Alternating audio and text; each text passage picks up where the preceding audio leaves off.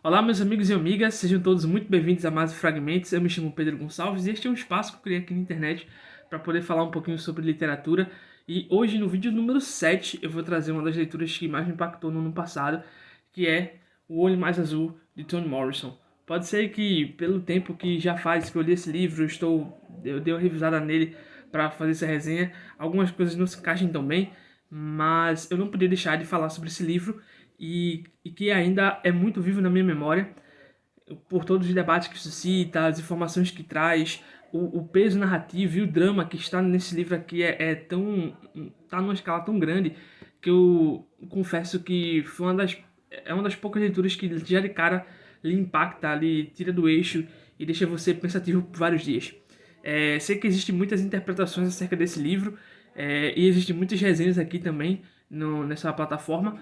Por isso, para tentar me diferenciar um pouco, eu vou tentar usar um outro livro para ser a minha chave interpretativa, que é Questão de Raça, do Cornel West, sobretudo o primeiro capítulo desse livro aqui, curtinho também, publicado pela Companhia das Letras, que fala sobre niilismo na América Negra.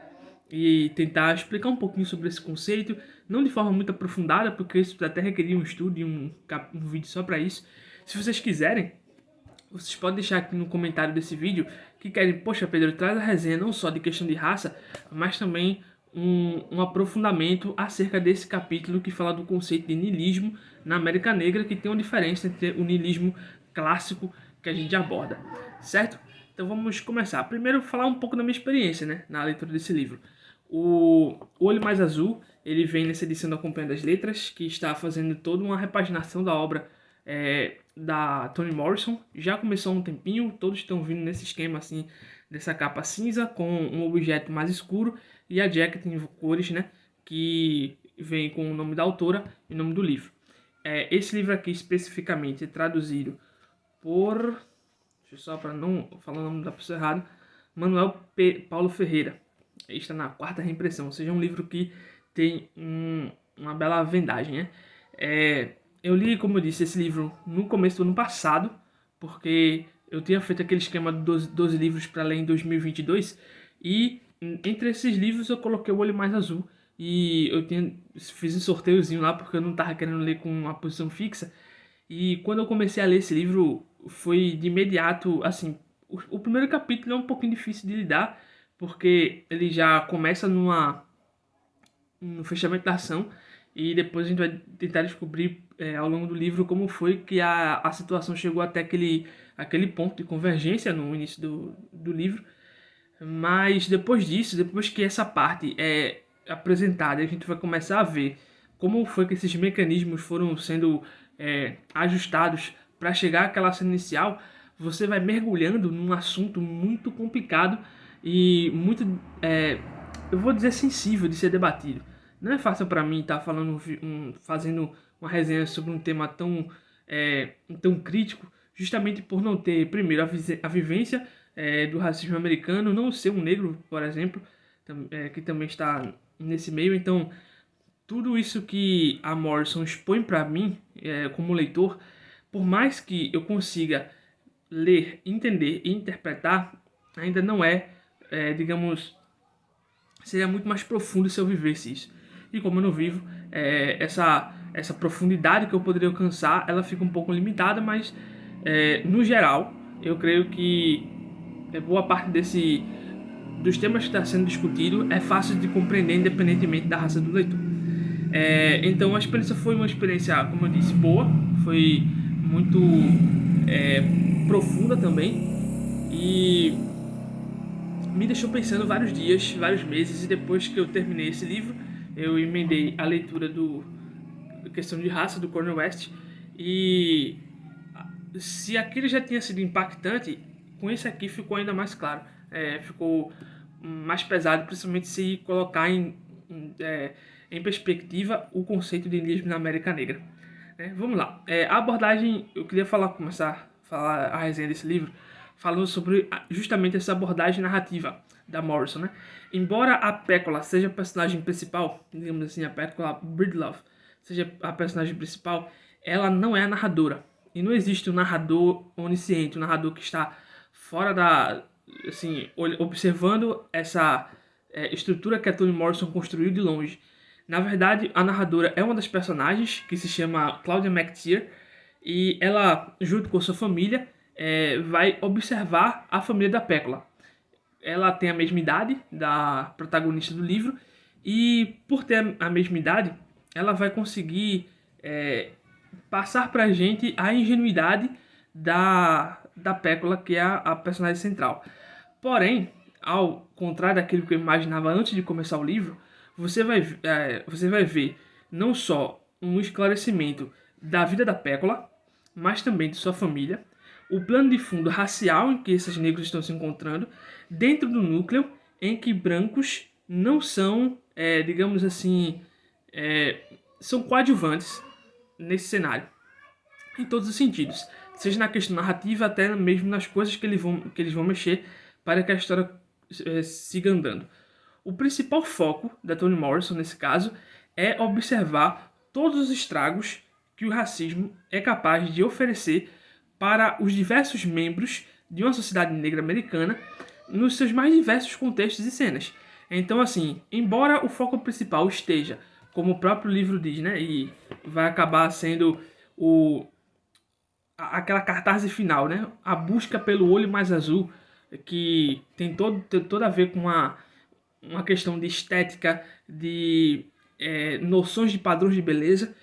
Por mais que isso esteja ligado à Pécula, a abordagem que a Toni Morrison vai fazer vai passar, por exemplo, por relações entre homens, não relações afetivas, mas as relações de poder que esses homens vão ter, relações entre mulheres, desde a mais tenra infância até as mulheres adultas, sobre quais são os padrões protestantes adequados a serem seguidos, o que acontece com pessoas negras que não seguem esse padrão protestante ou pentecostal. Vai ter sim uma pegada discutindo sobre colorismo, sobre como é o favorecimento de negros com tons de pele mais claro, enquanto os negros com tom de pele mais retintos vão ser mais excluídos dentro dessa bolha negra, né? Então, vai haver meio que uma das primeiras um dos primeiros embates do livro é quando uma das colegas da Pécula e da Cláudia, ela é mais clara e, portanto, está dentro de uma família com mais condições, e existe um embate que cria-se entre as três, principalmente porque essa garota acaba depreciando a Pécula justamente por conta do seu tom de pele mais retinto. E isso é um reflexo de como a sociedade americana trata os seus a população afro-americana. Eu, claro, não pude deixar de fazer referência quando eu li essa parte no que eu estudei sobre o genocídio ruandês. Vale a pena você também dar uma pesquisada sobre isso e como essa estrutura social vai sendo provocada não só pela cultura americana, tá? Mas a branca europeia também faz a mesma coisa. E aí, quando você começa a observar todos esses pontos na sociedade, você percebe que o olho mais azul, ele não é só o desejo da Pécula. Se torna mais, digamos assim, material quando você olha a Pécula sentindo esse desejo por ter um olho mais azul, por ter um olho que as pessoas vão olhar e vão dizer assim, olha que menina bonita, que olhos bonitos. Por mais que ela seja a manifestação material dessa discussão, no fundo, todas as pessoas que estão circulando a história que a Cláudia está narrando estão querendo seus olhos mais azuis também. Só que esses olhos mais azuis são coisas diferentes para cada tipo de pessoa diferente. E todos eles que querem ter esse olho mais azul têm esse desejo negado pela sociedade de raças nos Estados Unidos. Então é por causa disso que eu resolvi abordar essa leitura a partir da visão do Cornel West sobre o niilismo na América Negra. Só para vocês terem uma ideia, o West ele começa o seu capítulo sobre isso usando um trecho do Richard Wright numa palestra que ele dá chamada 12 Million Black Voices, 12 milhões de vozes negras. E ele fala sobre como, nesse parágrafozinho, ele fala sobre como é ruim para os negros suportarem toda a carga de imagem que os brancos passam sobre si. E aí o West ele vai fazer o seguinte, ele vai dizer que o niilismo na América Negra, diferente do niilismo clássico, aquele conceito que a gente pode colocar Nietzsche, ele não é digamos assim, um afastamento, um desencantar com as coisas da vida, mas é quase como uma apatia social frente a todas as referências brancas que existem na sociedade americana. Ele vai falar o seguinte, abre aspas para o Cornel West, página 43. Os debates recentes acerca das dificuldades dos afro-americanos, sobretudo os que se encontram na base da escala social, tendem-se a dividir em dois campos. De um lado, está quem salienta as restrições estruturais às oportunidades de vida dos negros. Esse ponto de vista encerra uma sutil análise histórica e sociológica da escravidão, da segregação dos negros, da discriminação no emprego e na habitação, das taxas de desemprego díspares, das assistências médicas inadequadas e da instrução de má qualidade. Do outro lado, estão os que ressaltam obstáculos que o comportamento dos negros impõe à sua mobilidade ascendente, enfatizando o enfraquecimento da ética protestante, como trabalho árduo, adiamento de recompensas, frugalidade e responsabilidade em boa parte da América Negra. Então, esses dois conceitos, ele vai linkar um terceiro, chama que ele vai olhar para as profundezas neoliberais acerca do papel que o negro tem com relação à sociedade e as referências que se impõem a ele sobre o modelo. Curiosamente, esses três ganchos que o West fala aqui são justamente os três elementos que são utilizados dentro do livro da Morrison para discutir justamente a questão do depreciamento da família da Pécula. Embora essa seja uma família de 4 membros, tem um pai e a mãe da Pécula, que é o Charlie Breedlove e a Polly Breedlove, e existe a Pécula e seu irmão, né? Mas vamos focar nesses três, no Charlie, na Polly e na Pécula. Se a gente pegar o Charlie, começar por ele, tá? Essa discussão sobre o niilismo na América Negra. Ele vai ser um rapaz que tem, entre aspas, todas as qualidades para ser um bom trabalhador. Mas ele não é. Ele é um cara alcoólatra, ele é um cara sem nenhuma perspectiva de avanço social. Além da pobreza já latente, ele não tem as condições psicológicas para lidar com frustração, com alegria, com desejos, com criar metas para que a vida dele possa mudar. Ele não tem essas referências, ele não tem essa base. E que está justamente nesse segundo ponto que o West levantou. Aparentemente, de acordo com aquilo que a gente observa no livro, o Charlie é justamente a quebra do espírito protestante. Vale fazer um disclaimer aqui. Se você, que está vendo esse vídeo, assistiu o filme Elvis, que é uma cinebiografia bem romantizada do Elvis Presley, logo nas primeiras cenas tem um culto pentecostal, assim, é um culto basicamente batista, só que renovado, em que existe o manifestado batismo do Espírito Santo, e que esse batismo do Espírito Santo vem num êxtase emocional, religioso que a pessoa está passando. E isso era muito comum dentro das comunidades e igrejas negras. Vale só pensar nessa segregação. Esse livro aqui, por exemplo, foi escrito em 65, então tá nesse meio tempo aí. O que acontece nessa cena?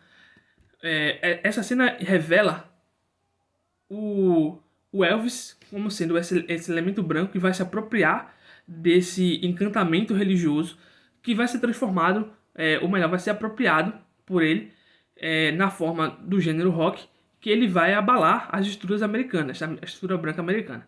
Só que até então essa circunstância, né, essa expressão cultural e artística está praticamente segregada aos negros. E todos os protestantes clássicos que ali residem, desde presbiterianos, batistas, metodistas, anglicanos, olham para essa expressão cristã com maus olhos, né? Então eles falam sobre isso, de que o modo como esses afro-americanos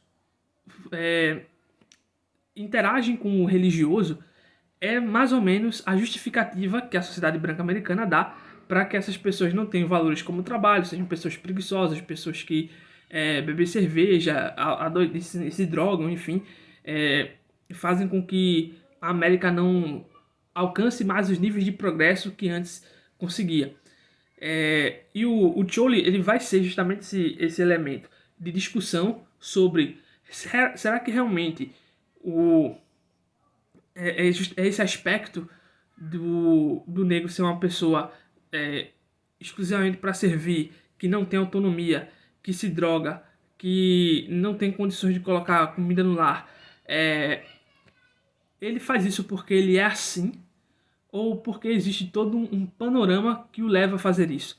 E aí a Morrison explica, através de um flashback, todos os traumas que o Charlie passou para estar até ali. Desde falta de referências, falta de oportunidade, de alienação parental, né, no caso do pai dele, a fratura do lar em que ele vive e depois todas as oportunidades negadas que vão culminar numa completa desilusão que ele tem e que ele afoga essas mágoas justamente nesses campos que a sociedade negra americana considera ruim, que são álcool, etc., mostrando como se ele escolhesse estar na situação em que está. No caso da primeira parte, em que o West fala das restrições estruturais da sociedade, aí sim a gente tem o aspecto da Polly.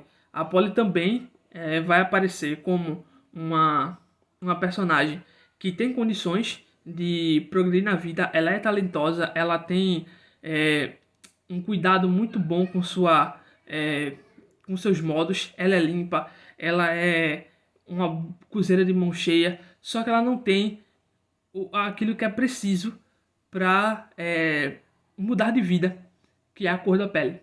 E por conta disso, por mais que ela da família seja aquela que mais busca mudar a situação, aceita sair do sul para o norte, aceita trabalhar em vários lugares, aceita se submeter a uma série de problemas para conseguir ter um lar adequado e mudar a situação de sua vida e da vida da família, todo esse direito dela é rejeitado justamente por ela ser negra.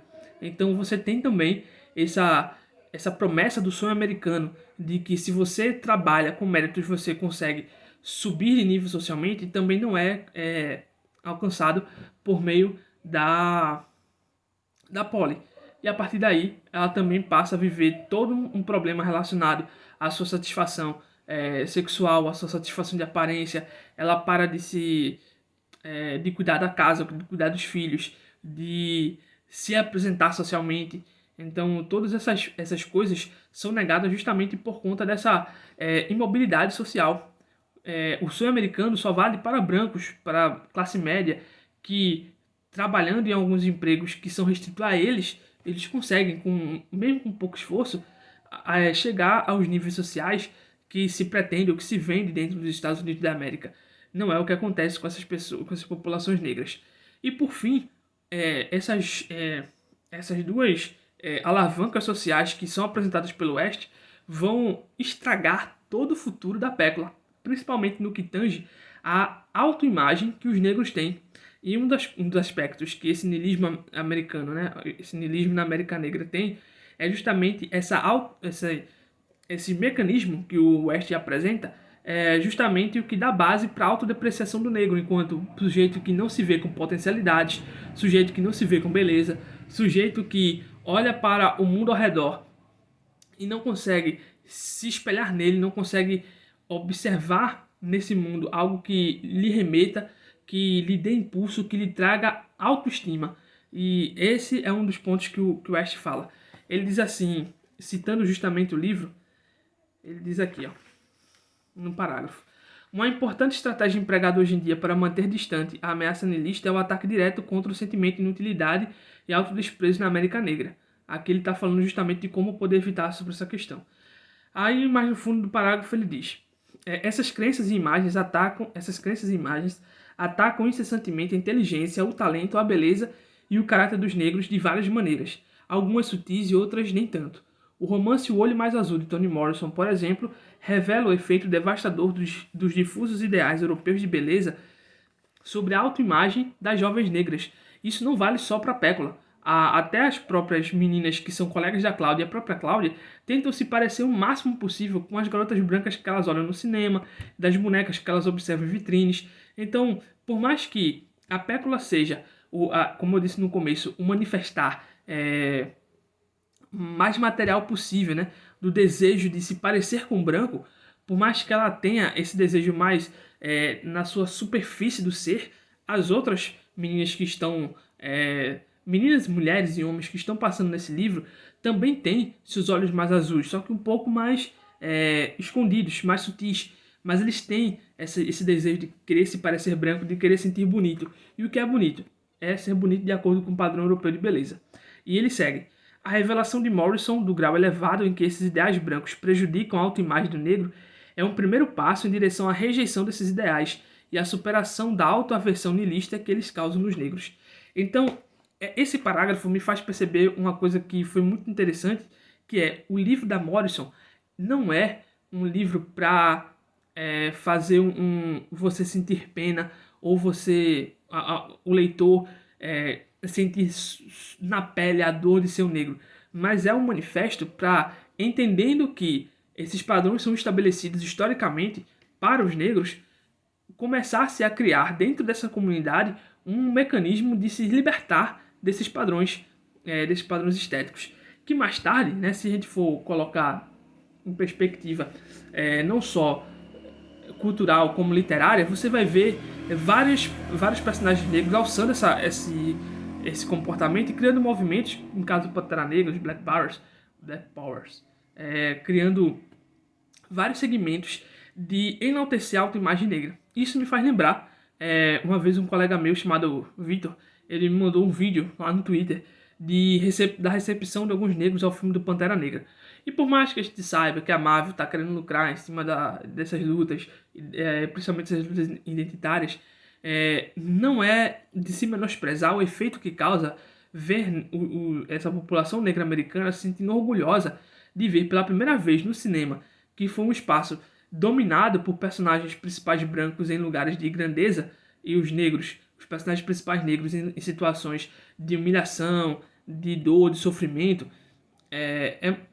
Não dá para menosprezar esse efeito que causa nessas pessoas, no orgulho que eles têm de ver pela primeira vez um personagem negro e de heróis, né, no caso dessa cultura mais nerd, alcançar um espaço que antes era restrito somente para brancos e que eles agora vão ter orgulho de olhar para o cinema e dizer, olha, nós temos um personagem nosso e que está lá nesse topo. Embora ainda haja muito que ser feito, né, mesmo assim já está lá. Então, o livro da Morrison acaba servindo um pouco para isso. Beleza que não busca enaltecer ou criar uma imagem afro-americana mais gloriosa, né? No caso aqui, ela utiliza-se do sofrimento, a dor da família da Pécula para dizer assim, olha, todo esse sofrimento e todos os problemas que esse sofrimento causa na vida dos negros americanos precisa de alguma maneira ser combatido. Combatido começando inicialmente por perceber esses padrões e rejeitá-los, para que a gente possa criar os nossos próprios padrões de beleza e enaltecer a nossa própria condição social e, a partir daí, mudar esses referenciais para que a gente possa ter uma autoimagem mais positiva e, portanto, mais propositiva em termos de mudanças sociais. Então, foi isso assim a minha catarse, né? Beleza que o livro tem muitas outras coisas para falar, desde do desfecho da Pécula a um último sonho que ela tem, acreditando ter recebido o olho mais azul, só que não é isso que está acontecendo. É de doer no coração, mas ao mesmo tempo revela esse lado, né, que a Morrison buscou construir no seu livro, né? Um livro que tenta romper com essa ideia da estética branca como sendo o ideal de beleza. Bem, eu ainda pensei em citar outras coisas, como a questão de que criou-se o discurso de que o sul era racista e o norte não, mas na verdade todos os dois são racistas, só que um é mais, como posso dizer, é mais... Pô, a palavra parou aqui na mente, mas enfim, um mostra mais, né, e o outro consegue ser mais sutil na sua apresentação racial, mas enfim, vale muito a pena não só ler O Olho Mais Azul, mas também ler o livro do Cornel West. Ambos se completam muito bem em relação a esse estudo sobre a autoestima negra e como é necessário, e já era necessário, se já era necessário para o West, ainda hoje de buscar-se criar essa estética negra, de enaltecer essa estética negra em contraposição a todos os padrões brancos que as sociedades como a americana e a brasileira, de certa forma não, né? A brasileira também faz isso, curiosamente, porque são dois países com muito passado de escravidão negra, e tentar romper com isso é uma coisa bastante importante e que está salientado aqui nesses dois livros. Então é isso. Eu sei que não pedi no começo para vocês curtirem esse vídeo, comentário, o que vocês acham desse livro da Toni Morrison, do Kanye West também, se vocês querem a resenha do Questão de Raça. E é isso, eu vejo vocês na próxima, e que vai ser, eu tô postando esse vídeo no domingo, vai ser na terça-feira, às 5h45 da tarde, certo? Até mais, valeu!